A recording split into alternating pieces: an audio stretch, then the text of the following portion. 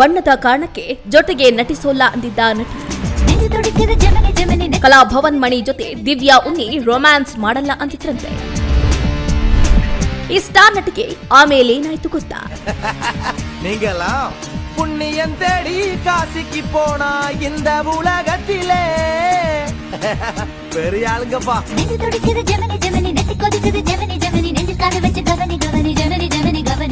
Cinema ನಟಿಯರು cinema ಸೆಟ್ಗಳಲ್ಲಿ ನಕಾರ ತೋರಿಸುವ ಹಲವಾರು ಘಟನೆಗಳು ನಡೆದಿದೆ.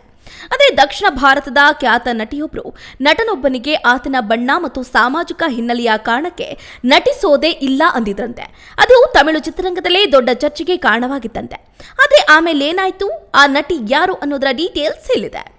ಬಹುತೇಕ ಸಿನಿಮಾಗಳಲ್ಲಿ, ಅದರಲ್ಲೂ ನಾಯಕಿ ಪಾತ್ರ ನಾಯಕನ ಜೊತೆ ಹಾಡು ಡ್ಯಾನ್ಸ್ ಮಾಡೋದಕ್ಕೆ, ಅವನೊಂದಿಗೆ ರೊಮ್ಯಾನ್ಸ್ ಮಾಡೋದಕ್ಕೆ ಮಾತ್ರವೇ ಸೀಮಿತ. ಆಮೇಲೆ ದಕ್ಷಿಣದ ಕೆಲವು ನಿರ್ದೇಶಕರು ನಾಯಕಿ ಪಾತ್ರವನ್ನ ಹಾಸ್ಯ ದೃಶ್ಯಗಳಿಗೂ ಬಳಸಿಕೊಳ್ಳುವುದಕ್ಕೆ ಆರಂಭ ಮಾಡಿದ್ರು. ಇದು ತೆಲುಗು, ತಮಿಳಿನಲ್ಲಂತೂ ಬಹಳ ಚೆನ್ನಾಗಿ ವರ್ಕೌಟ್ ಆಗಿತ್ತು.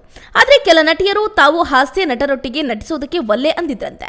ಖ್ಯಾತ ನಟಿಯರೊಬ್ಬರಂತೂ ನಟನ ಬಣ್ಣ ಹಿನ್ನೆಲೆಯ ಕಾರಣಕ್ಕೆ ಆತನೊಟ್ಟಿಗೆ ನಟಿಸೋದಕ್ಕೆ ಒಲ್ಲೆ ಅಂತ ದರ್ಪ ಪ್ರದರ್ಶನ ಮಾಡಿದ್ರಂತೆ. ಹೌದು, ಕಲಾಭವನ್ ಮಣಿ ತಮಿಳಿನ ಅತ್ಯುತ್ತಮ ನಟ.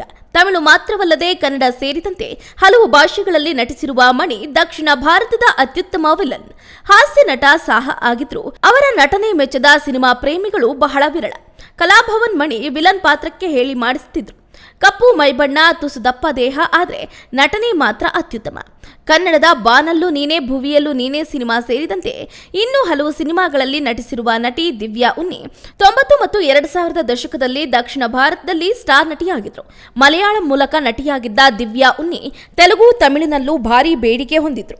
ಆದರೆ ಸಿನಿಮಾ ಒಂದರಲ್ಲಿ ಅವರು ಕಲಾಭವನ್ ಮಣಿ ಜೊತೆಗೆ ಸೀನ್ ಒಂದರಲ್ಲಿ ನಟಿಸೋದಕ್ಕೆ ನಿರಾಕರಣೆ ಮಾಡಿದಂತೆ. ಹಾಸ್ಯ ದೃಶ್ಯಕ್ಕಾಗಿ ಕಲಾಭವನ್ ಮಣಿ ಜೊತೆ ದಿವ್ಯಾ ಉನ್ನಿ ರೊಮ್ಯಾನ್ಸ್ ಮಾಡುವಂತೆ ನಟಿಸಬೇಕಿತ್ತಂತೆ.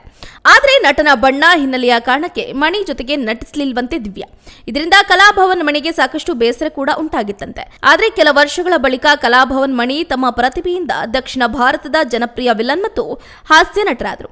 ರಜನಿಕಾಂತ್ ನಟನೆಯ ರೋಬೋ ಸಿನಿಮಾದಲ್ಲಿ ನಟಿ ಐಶ್ವರ್ಯ ರೈ ಅದೇ ಕಲಾಭವನ್ ಮಣಿ ಜೊತೆಗೆ ತುಸು ರೊಮ್ಯಾಂಟಿಕ್ ಅನ್ನಬಹುದಾದ ಹಾಸ್ಯ ಪಾತ್ರದಲ್ಲೂ ಕೂಡ ನಟಿಸಿದರು.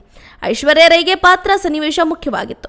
ಅವರು ಕಲಾಭವನ್ ಮಣಿಯ ಜೊತೆ ಮೈ ಬಣ್ಣ, ಸಾಮಾಜಿಕ ಹಿನ್ನೆಲೆಯನ್ನ ನೋಡಲಿಲ್ಲ.